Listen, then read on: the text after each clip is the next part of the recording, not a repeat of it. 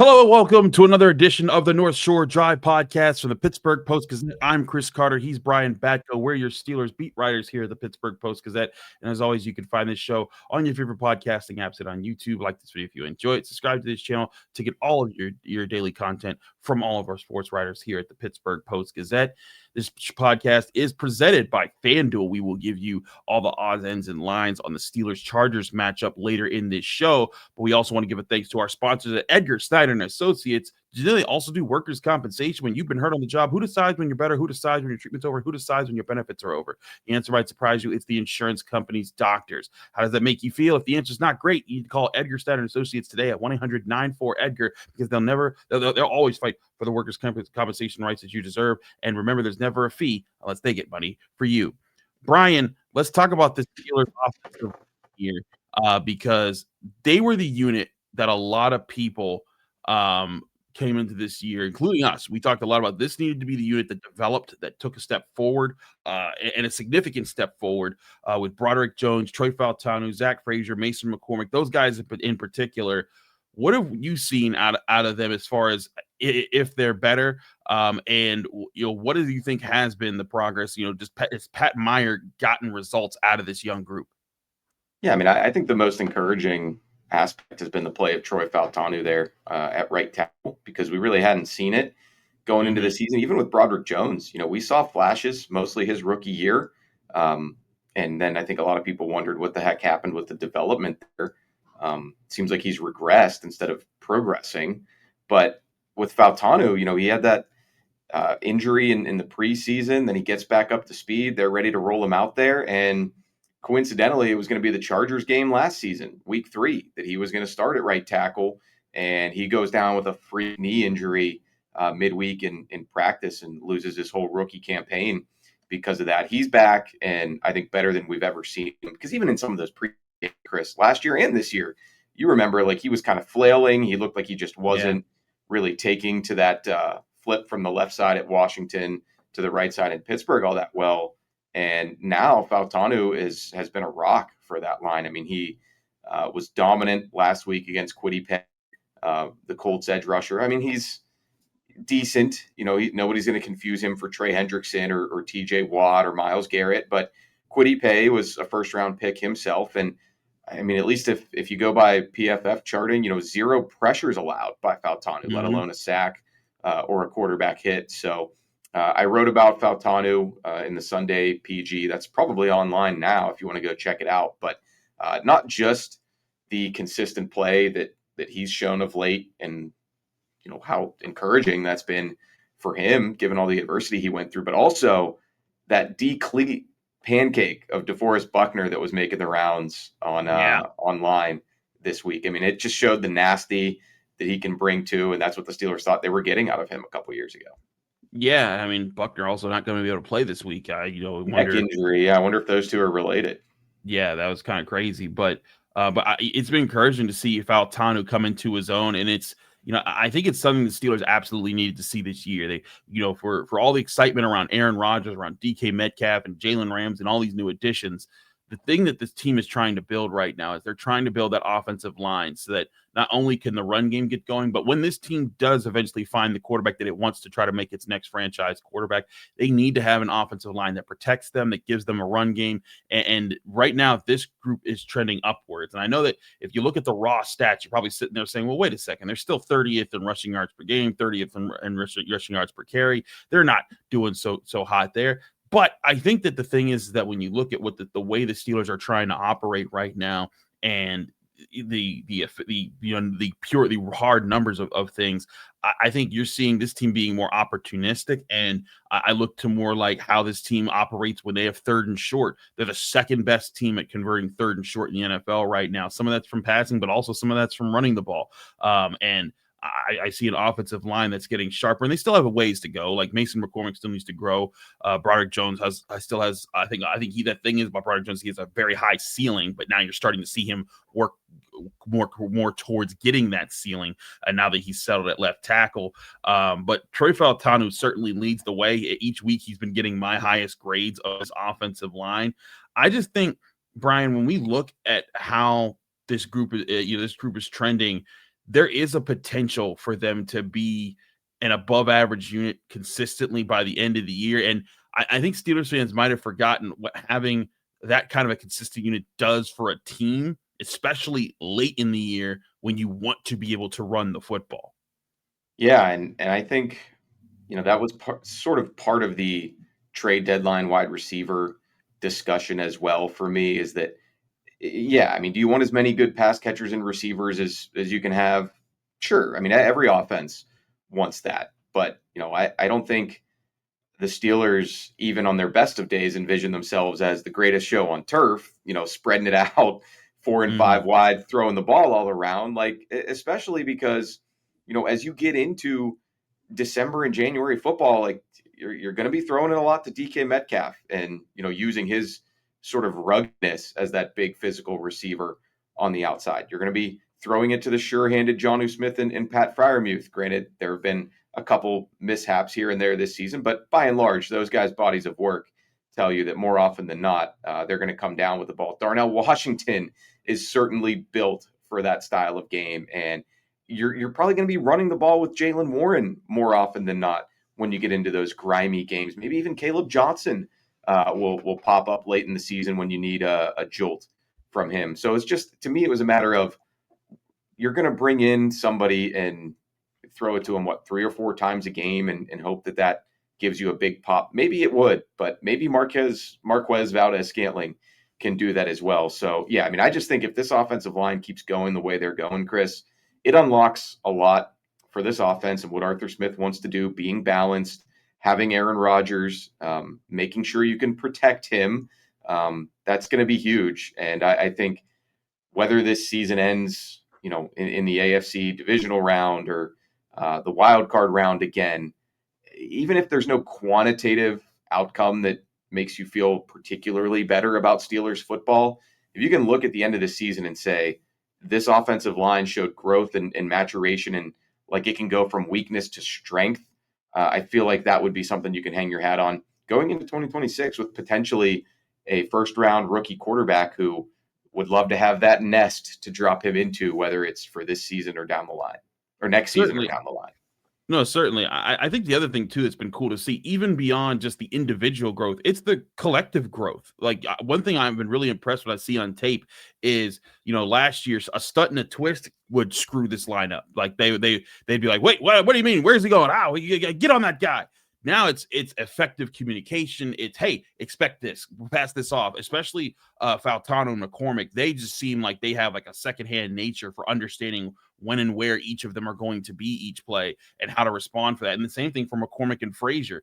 And I think Sayamalo and Jones are developing a rapport like that. And so when you have that development, I don't know if Sayamalo will be here next year or beyond, right, or even next game with that pack, but yeah. That is a worry there if you're the Steelers. But Broderick Jones developing that with anybody is a good sign, because there's a lot of questions about his performance at right tackle the last couple of years and whether or not he could do that. And I think that he's shown that he absolutely could. He just needs to settle in a position, develop more chemistry, and that's the kind of stuff that you were waiting to see if you're the Steelers. Because again, if you get this offensive line, all of a sudden the run game becomes more of a factor. Like you said, you're protecting that young quarterback, and then that is a much bigger advantage to the offense than what the Steelers have had in the past several years. That's what they've been missing. And you go back to 2021, 2022, all the last 4 years, even the last year with Ben Roethlisberger, the offensive line, and this was going to happen eventually, right? Like when you invest in an offensive line for so long, the way they did in the 2010s, and then you try to fix every other part of the roster while you have that together, and you don't add back to that offensive line, you're going to have those down years where you need to regroup, redevelop, and pull these guys up. And now it seems like maybe they're at the stage where they were in like 2012, 2013, when they had a young Pouncey, a young DeCastro, a young Gilbert, all trying to figure out how to work together. But it didn't happen until like 2014 when they really like clicked as a unit. And then the next like 5 years, they were just one of the most dominant offensive lines in football. Yeah. And, Broderick Jones, I think, is still a work in progress. There were some moments in that Colts game where you're like, oh, bad Broderick has resurfaced. But, and I mean, just being real, being blunt, being frank about it, if Broderick Jones doesn't, sort of stabilize this year and take that next step, then the Steelers could decline his 5th-year option, and maybe you're back out there looking for the left tackle of the future, or maybe you could even move Troy Fautanu over. But certainly the 2 first-round picks, you want them both looking like the guys that you drafted them to be. I would say, while it's early, so far so really good for Fautanu with the hand placement, utilizing those quick feet.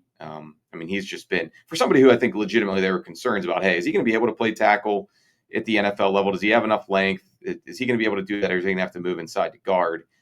It's been encouraging from him, and if the Steelers can leave him one-on-one on an island with other teams' left outside linebackers or left defensive ends, that gives you flexibility to give schematic help to the guys who need it elsewhere on that line.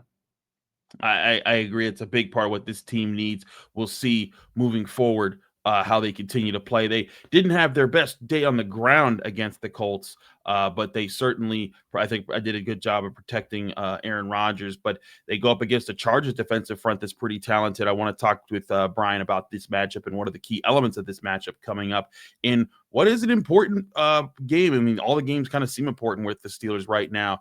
But when you're facing a team that's in the playoff picture right now and is right there with you as far as the record, these are the kind of wins that if you could pull these off, they could be the tiebreakers that help you edge out other teams for playoff spots or even home games in the playoffs. We'll talk about all the parts of this matchup next here on the North Shore Drive podcast from the Pittsburgh Post-Gazette. Chris Carter, Brian Batko. But first, I remind you, the show is brought to you by Olivian Numismatic Rarities. If you got old gold and jewelry collecting dust in your home, you need to turn it into instant cash. Well, we're going to do that. You got to do that at Olivian Numismatic Rarities because they'll do it safely and securely right here in Pittsburgh's Shadyside neighborhood. Gold prices are at historic highs right now, and O&R pays top dollar for your unwanted gold, silver, and coins. Stop by their premier gallery at 5833 Ellsworth Avenue in Shadyside or learn more at onr.coins.com. That's onrcoins.com or call 412-900-COIN today. We're also brought to you by Goldberg, Persky, and White. If you were diagnosed with mesothelioma or lung cancer, call your local attorneys at Goldberg, Persky, and White. For over 40 years, their firm has represented thousands of lung cancer and mesothelioma victims. Call 1-800-COMPLEX or visit gpwlaw.com for a free consultation.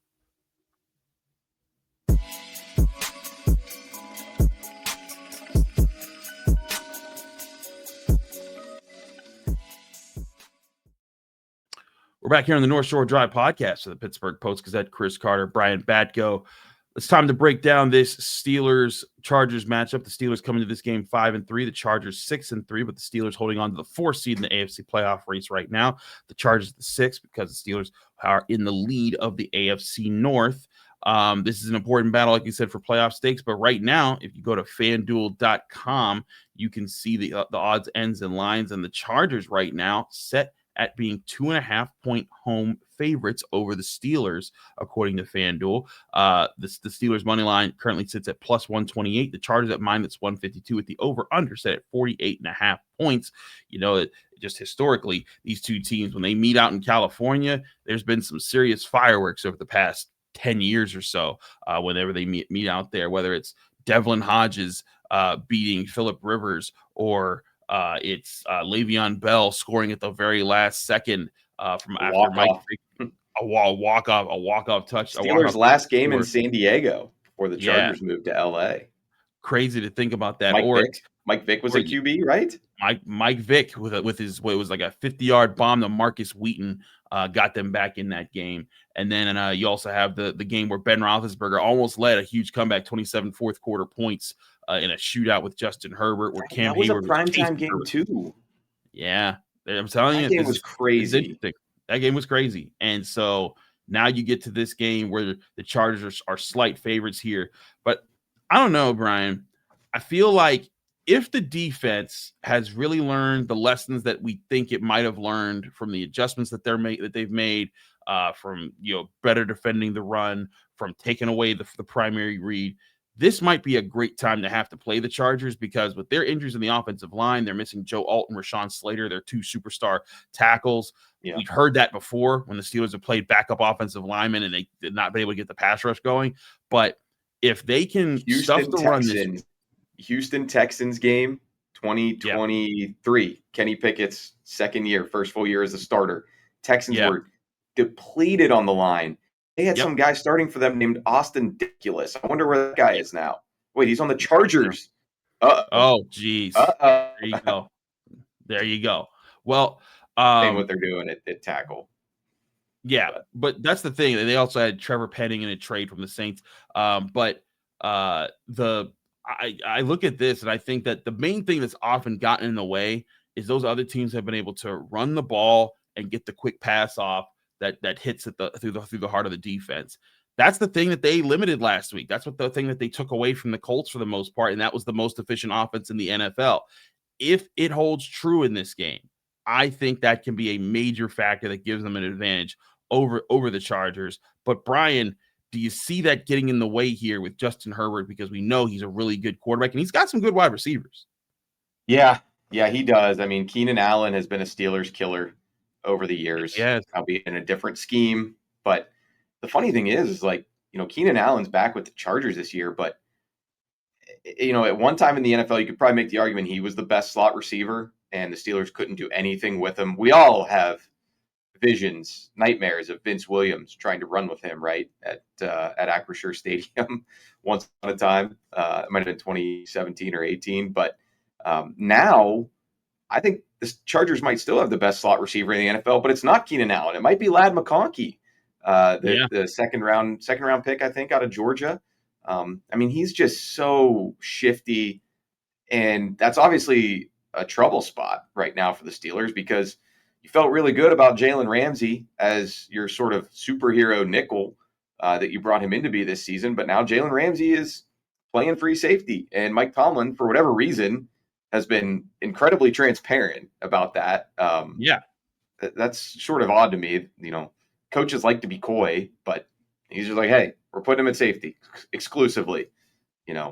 Chargers, I don't care if you guys know that, but yeah. So I mean, he's got his Quentin Johnston too. If he gets matched up on Darius Slay, can Darius Slay still run with him? You might have to have safety help over the top there. And Justin Herbert's legs. Last time they played, 9 carries for 90 yards. I think he had a 30-plus yarder. I mean, he is good at pulling the ball and extending plays and then just off and gashing you on the ground if he needs to. So that was a problem for the Steelers the last time they went out there. And I almost hand wave last year's game because he was so banged up dealing with the high ankle sprain or whatever it was. He probably shouldn't have even played. I feel like he was limping around out there He was. dang near Byron Leftwich levels of limping around on the field. So now he's fully healthy, and he's going to be a problem for sure. They've got to have a plan for him. They've got to have a plan. They've got to contain his athleticism, and they got to take away the run game and take away the first read. Force this guy to have to beat you down the field consistently, because it's not just about the DBs that you're banking on there. You're banking on your pass rush getting home, and that's where you can help your pass rush by not giving him those quick reads where the ball's getting out in less than 3 seconds. That to me is a big part of what the Steelers have to be able to do in this game, because if the Steelers are allowing Justin Herbert to get the ball out quick, it's going to be a problem. Now, Justin Herbert right now, as far as starting quarterbacks in the NFL, his time to throw is right now the 6th highest among starting quarterbacks in the NFL at 2.92 seconds is the average time, but like the highest average time is 3.24 seconds. So like there's that means that there's a lot of quick passes that everyone involves in today's NFL, but for Herbert, he's holding on to the ball a little bit more than everyone else. And I think if the Steelers can be a unit that makes him do that a bit more in this game, you're going to give TJ Watt, Alex Highsmith, Nick Herbig, Cam Hayward, and dare I say even Keanu Benton and Derek Harmon. I wrote about Benton for Friday, and man, I was impressed by the stuff that he's been putting together. I think that he's figuring some things out, but the Steelers are really developing a front with the added young guys to this that can really hurt you at every spot, which I think they've been kind of lacking the past couple of years since they lost Stephon Tuitt.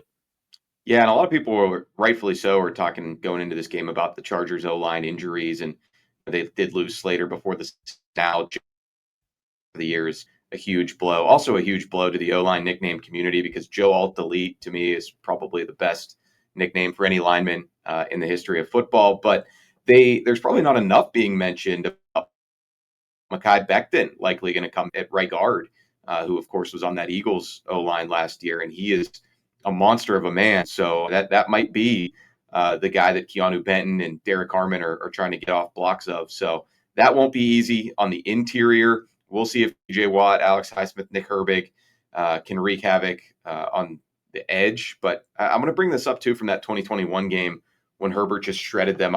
For some reason, I remember Brandon Staley, maybe not a very good NFL head coach, or at least not at that time for the LA Chargers, but pretty good at explaining things in the immediate aftermath of the game. And I pulled it up. Here's what he said about how Herbert diced up the Steelers so badly. He said, if you're going to try to play this split safety man under coverage, you're in a 4-man rush. The one guy you're not accounting for is the quarterback. So when it's rained out and he sees daylight, now he becomes a tailback. He moves the chains. That's part of his job as a quarterback. I mean, they've got Terrell Austin wasn't the DC just yet that season, but we know that there's still a organization that believes in the same philosophies under Mike Tomlin. So they're going to still want to try to beat you a certain way. And, they've had their goals trying to contain an even more mobile quarterback twice a year in Lamar Jackson, but they've also had good games defending Lamar Jackson. So it's going to be a fascinating chess match to see a fully healthy Herbert against the defense that I don't like. Just hearing from fans and stuff this week, Chris, they're glad that they beat the Colts, but I don't know that a lot of Steeler Nation is sold. It feels like there's still a lot of scar tissue from those Bengals and Packers games. PTSD from two losses. It certainly is a thing because Steelers fans were like, yeah, so what? You beat the number 1 team in the NFL. You only did it by 7 points, and it's just like, okay, I think it's PTFD, post-traumatic Flacco disorder. There you go, post-traumatic Flacco disorder. There's certainly been a lot of that going around. And you got to reckon with that next week, as long as the Bengals O-line doesn't get him maimed. He's back. Which certainly could happen. But I think this is a chance to show your growth as a defense, to show that these adjustments that you make actually can stick. To your point, Brandon Staley years ago calling out cover 2-man under. That's kind of what they want to start to do with these split safety looks that they were avoiding for pretty much the entire season. And then last week ramped up to being like literally how they called half the pass defense. So, I'll be intrigued to see how Terrell Austin and Mike Tomlin try to go at it this week. What philosophy they want to hang their hat on, or what looks they want to hang their hat on to try to create more mayhem for the Chargers and Justin Herbert. But let's get into our picks here. Well, I thought that was interesting from TA too. The last thing on that is I don't know if it was you who asked them Thursday or somebody who was like, yeah, the Chargers were expecting to probably see a lot of single high coverage, so we figured we'd throw a curveball at them, and that's always the push and pull of game planning, right? On one hand, you want to throw your opponent for a loop, zig when they think you're going to zag. But on the other hand, there's always something to be said for playing to your strengths. You could also be like, hey, if the Steelers come out there and play, dime defense every down, the Chargers won't expect it, but they also probably aren't very good at that because they haven't done it this season. So that's always the balance that you're trying to find there. And they struck the right one, obviously, against Indy. They'll need to strike the right one against the Chargers in this one. Brian, what's your X factor of the game? What you think the biggest thing that plays into it, and give us your final score prediction. Yeah, I mean, Herbert's an obvious one. I mentioned Ladd McConkey. I think on the other side of the ball, slowing down that Chargers pass rush. I mean, we extolled the virtues of the Steelers O-line in the first, but you've got to deal with Khalil Mack, who I think is probably going to be more of a Broderick Jones problem than anything else. Tuli Tuipulotu is a good player rounding into form. And Odafe Owe is kind of rejuvenated, it seems, after coming over in that trade, midseason trade with the Ravens. From one Harbaugh brother to another, he's playing better football and getting after QB. So I think you got to probably get rid of the ball quickly. If you're Aaron Rodgers, maybe this will be a good week for the screen game, and hope that Derwin James doesn't blow it up. But all of that said, I feel like it's a coin flip game. I feel like that a lot with the Steelers this season. I could see it going either way because this team's been so Jekyll and Hyde in a lot of senses. I'm just going to go with a guy who I think is playing QB at an elite level in Justin Herbert, and I'll go Chargers 27, Steelers 26. if the Steelers were still playing defense the way they had the previous 2 weeks leading into the Colts game, I'd be picking the Chargers right now because I would think that Justin Herbert could dice up what they were doing and get the ball out quickly, and then he has playmaker wide receivers, and this would just be a wrap. But I'm encouraged by what I've seen from the Steelers. I'm encouraged by what I'm hearing when I talk to players, when I talk to coaches, just about what their new plan is, how they're adjusting things, and how the team's kind of feeding off of this energy. And I think it's that kind of energy that sometimes can carry over from week to week as they're building their confidence. They are still a talented unit. I think that's been the shame of their defensive follies early in this year, is that they have talent. They just haven't been putting it together. And I think we're seeing, just when we talk to these guys, there's more confidence behind the talent now because they're getting it done.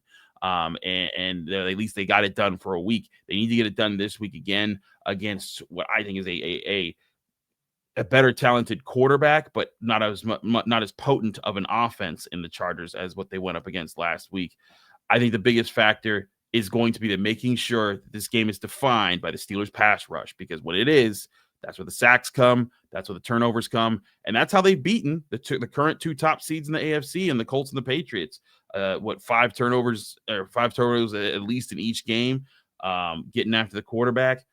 And the formula is the same: stuff the run, take away the first read, pass rush, win your matchups. They do that. I think they'll control the pace in this game. I like the Steelers winning 31-24 in the end. All right. Well, yeah, we'll see if the Chargers can take care of the ball. Obviously, not much of a running game threat for the first time in a couple of weeks for the Steelers to deal with. They had Josh Jacobs and Jonathan Taylor coming at them, and now you get, Kamani Vidal from the Chargers because, of course, Najee Harris out for the season, and Omarion Hampton, top pick out of UNC, down as well. So, yeah, maybe that does play into the Steelers' hands a little bit, that they can make them one-dimensional and take McConkey out of it and, not let Herbert kill you. And another thing here, the Chargers offense right now, giving away turnovers at 1 1/3 per game. That ranks 23rd in the NFL as far as protecting the football. The Steelers averaging 2 takeaways a game, second best in the NFL when it comes to that. I think that's going to be a big thing. We'll see if it is Sunday night in Los Angeles. Brian Batko will be there with our guys, Jerry Dulac and Ray Fittipaldo. I'll be back here in Pittsburgh, but get all of our coverage in the Pittsburgh Post-Gazette leading up to this game by going to post-gazette.com. And of course, you can come back here post-game where Ray and Jerry will be on site giving you their thoughts after the game. And of course, we'll have all our live streams, all our shows coming after this game, giving you a response. So where the Steelers are they 6-3 and still well ahead in the AFC North? Or have the Ravens closed the gap by another game heading into another AFC North matchup next week? We'll get you all that here from the Pittsburgh Post-Gazette and the North Shore Drive podcast from Chris Carter and Brian Batko. Thanks again for tuning in. We'll see you again very soon. Thank you for checking out this content from Post-Gazette Sports. If you watch this video on YouTube, please like the video and subscribe to our channel. For all of the sports coverage the Post-Gazette has to offer, visit post-gazette.com.